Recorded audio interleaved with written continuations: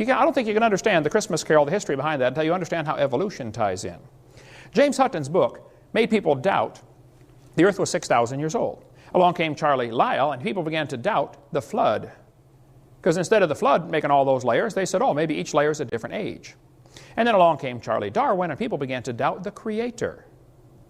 And so by the mid-1800s, the Western world, at least, was left in a bad situation.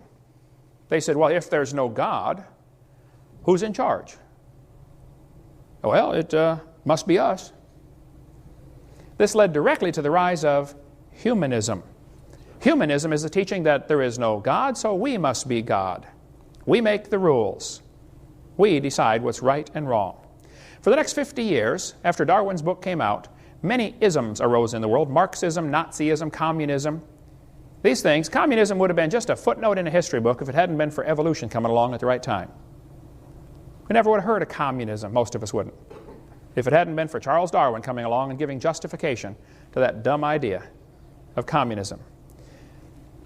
Hoyle said, I'm haunted by a conviction that the nihilistic philosophy, which so-called educated opinion chose to adopt following the publication of The Origin of Species, committed mankind to a course of automatic self-destruction.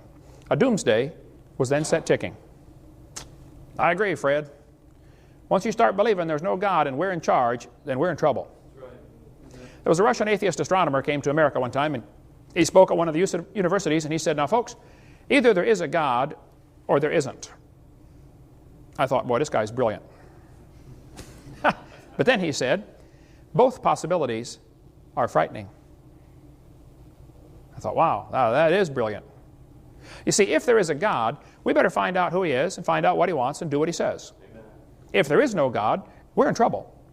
Because we're hurtling through space at 66,000 miles an hour and nobody's in charge.